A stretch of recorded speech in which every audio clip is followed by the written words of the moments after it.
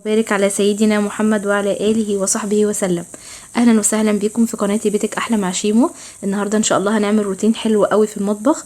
هو المفروض كان في روتين في المطبخ وفي الشقه عموما، في شويه تغييرات بعملها كنت حابه اوريها لكم، بس لقيت الفيديو كبير قوي فقسمته على مرتين. النهارده بقى هيبقى في المطبخ عباره بقى عن شويه مشتريات كده للتلاجة، وكمان غدا كده لذيذ ولطيف، وهنعمل كمان مخلل مع بعض، وهي حاجه حلوه كده بسيطه. وهننضف بقى المطبخ بعد الغدا، وهنرتب التلاجة. فاول حاجه كده طبعا قبل ما ننزل نشتري اي حاجه المفروض ان المطبخ بتاعنا يكون مترتب ونضيف زي ما انتم شايفين كده، والحوض بتاعنا متعقم ومغسول كويس جدا عشان لما نبدا نغسل فيه خضار او فاكهه يكون نظيف. وكمان التلاجة يكون المنظمات بتاعتها مغسوله ونظيفه ومحطوط فيها مناديل وجاهزه على ان احنا نحط الحاجه على طول، لان طبعا لما بننزل ونطلع ونشتري حاجات بيبقى مجهود علينا وبنتعب مع الحاجات اللي بنعملها في اليوم، مع كمان لسه هنعمل اكل، فالموضوع بيبقى مرهق. لما بقى يكون كل ده وكمان المطبخ مش مرتب او الحاجات بتاعت التلاجة مش نظيفة، هيبقى مجهود وضغط كبير عليكي جدا انتي. فحاولي ان انتي تنظمي دنيتك قبل ما تنزلي، وتبقي عارفه الحاجات اللي هتجيبيها كمان وكاتباها في ورقه عشان ما تنسيش حاجه وترجعي تنزلي تاني وتتعبي نفسك تاني. انا جبت بدنجان وجبت كوسه عشان عايزه اعمل محشي كوسه ومحشي فلفل، ان شاء الله هبقى اعمله معاكم. وكمان جبت ليمون، بس زودت ليمون بقى شويه عشان البرد اللي مش راضي يسيبنا ده. وجبت يوسفي، وكمان جبت موز وفراوله عشان بحب احط الموز على الفراوله واحط لهم كده سكر وميه، بيبقى طعمهم حلو قوي. ودول شويه بسله صغيرين كده، انا عندي بسله في الفريزر بس صراحه جايبه دول بس عشان خاطر اولادي بيحبوا ياكلوها، فجايبها لهم كده هغسلها لهم واسيبهم بقى هم يتعاملوا فيها. كمان جبت 2 كابوتشا، بحب ان انا اطلع واحده نستخدمها ناكلها والتانية بلفها في مناديل او في استرتش راب وبحطها في التلاجة، بتحافظ عليها فتره طويله. دول بقى شويه البسله كده غسلتهم وطلعت الحاجات اللي كانت مش نظيفه فيهم، وهسيبهم يتصفى واديهولهم بقى يتعاملوا فيهم عشان اعرف انا اتعامل في المطبخ اللي اتقلب فجاه ده. انا بقى كمان بحب اجيب خضره بكميه عندي، يعني تقعد عندي فتره طويله حوالي اسبوع 10 ايام، عشان كل يوم طبعا بنعمل الاكل بنبقى محتاجين اساسي فيه خضره. فحبيت ان انا اجيب كميه كده انضفها بعمل لها محلول، فبتقعد عندي 10 ايام وببقى بسحب منها لحد ما تخلص.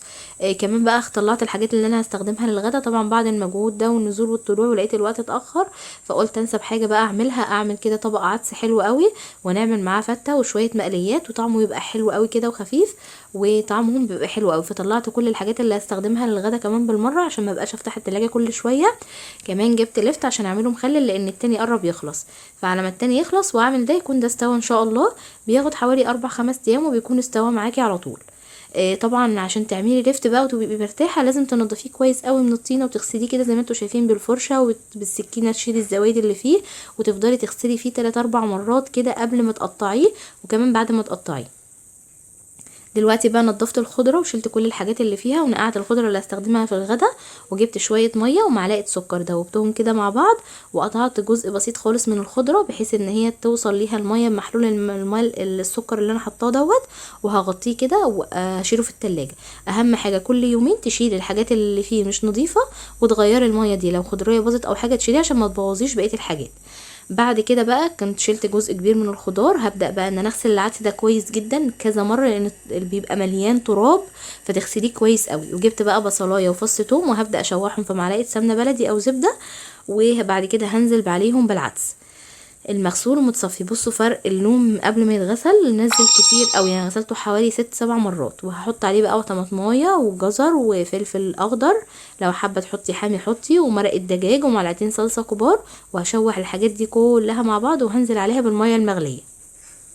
الحركه ان انت تشوحي الحاجات دي كلها مع بعض بتدي طعم جميل قوي في الاخر.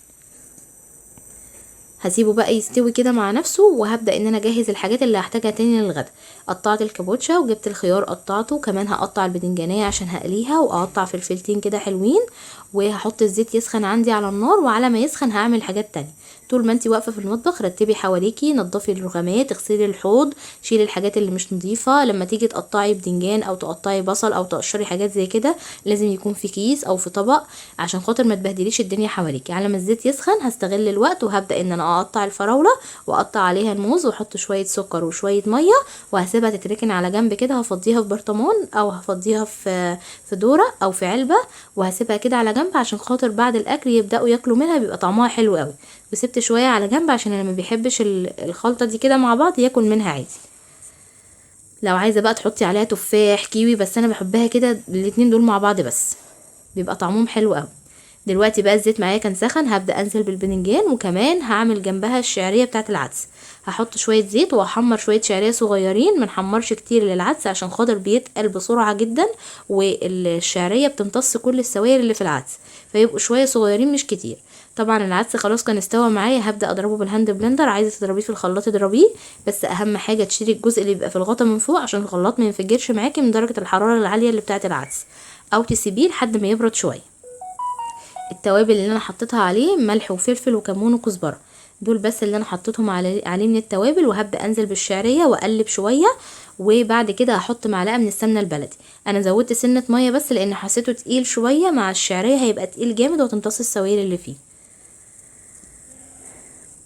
دلوقتي بقى الباذنجان كان اتحمر معايا، هبدا ان انا اطلعه، بس هحط معلقه سمنه بلدي كده الاول. وطبعا طول ما الشعريه، بعد ما الشعريه تحطيها لازم تفضلي تقلبي عشان خاطر ما تلزقش في الحله من تحت وتتكتل وما تعرفيش ان انتي تتعاملي، بتتحرق على طول اساسا. بعد كده بقى هطلع الباذنجان واحط الفلفل. مش عارفه ليه الزيت ظاهر في الكاميرا غامق قوي مع انه مش غامق بالشكل ده. هبدا ان انا احط بقى الفلفل يتحمر، وبعد كده عصرت عليه ليمون وحطيت كمون وملح بس، ما حبيتش ان انا احط خلطه من اللي انا عاملاها صراحه، قلت تغيير شويه، وكمان ما تبقاش تقيله عشان فيها توم، ما يبقاش بقى العدس والده فيتعب القولون جامد يعني. والفلفل رشيت عليه رشه ملح بس، ما حطيتش عليه حاجات تانية. بس دلوقتي بقى انا هعمل ايه؟ هعمل فتة عدس. العيش ده بيبقى طعمه حلو قوي لان انا ببقى حاطاه كده في الفرن وهو سخن، وبسيبه يتحمر خالص او يتحمص، يعني يتأمر، مش عارفه بيبقى ايه بالظبط يعني، بس هو بياخد الكرمله الحلوه ديت. وبكسره كده وبحطه في علبه وبشيله. بعد كده بقى بطلعه في فتة شاي، فتة لبن، فتة عدس، لو هعمل كبسه، الحاجات دي بقى. دلوقتي بقى خلاص كنا اتغدينا، وبدات بقى افضي الاكل اللي فاضل عندي في علب. اهم حاجه عندك نظام التلاجة ونظافتها، الاكل اللي يتفضل حطيه في علب، ما تسيبوهوش كده.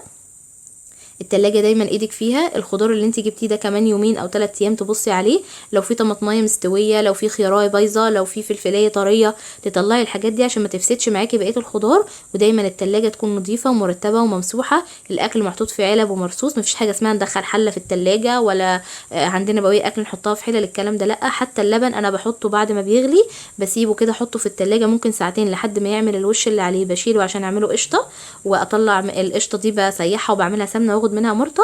وبعد كده بحطه في الازازه بتاعته او في الدورق بتاعه عشان خاطر التلاجة ريحتها تبقى حلوه وشكلها يبقى جميل. وكمان بحط تذكره فانيليا في التلاجة، وكمان ممكن في حمايه عشان تمتص كل الروائح الكريهه اللي ممكن تكون في التلاجة. حافظي على نظافه تلاجتك ومطبخك لان هم دول اساس النظافه في البيت. طبعا كل حاجه يعني في البيت بتعبر عن نظافتك، بس اهم حاجه برضو ان انت كل حاجه تهتمي بنظافتها. بعد كده بدأت ان انا اعمل اللفت ده غسلته كتير جدا جدا عشان يبقى قدامكم كده من الطينة اللي كانت مليانة فيه للنظافة اللي كانت واصلة ليه. واهم حاجة اغسليه كويس قوي قوي قبل ما تقطعيه عشان ما يبهدلكيش بعد كده في الغسيل، لان انت لو قطعتيه وهو مش نظيف هيتبهدل من جوه، وبدل ما هتبقي بتنضفيه من بره هتنضفيه كله. فاهم حاجه اغسليه كويس وتاكدي من نظافته عشان بعد كده شطفتين 3 وهيبقى كده خلاص معاكي جاهز. زيه زي السبانخ بالظبط، يعني انا عن نفسي برضو بحب ان انا انضف السبانخ واغسلها وبعد كده بقطعها عشان خاطر ايه تبقى سهله معايا في التنظيف، يعني بتبقى مليانه تراب برضو. طبعا الحوت بعد ما خلصت برضو عقمته وعملته بليمون وملح ليمون وبيكنج صودا زي ما انتم شايفين كده بيلمع، عشان خاطر عارفه ان انا هنقع فيه اللفت وهحطه واغسله كذا مره.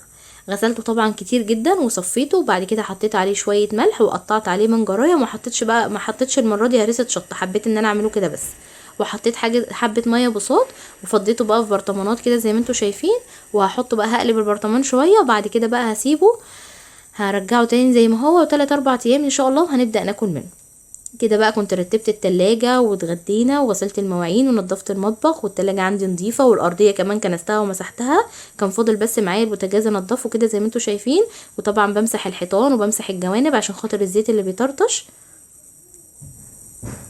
وبكده اكون بقى خلصت المطبخ. اتمنى يا رب يكون الفيديو عجبكم، ما تنسوش تحطوا لايك، واشوفكم في فيديو جديد ان شاء الله. اسيبكم في رعاية الله وامنه، مع السلامة.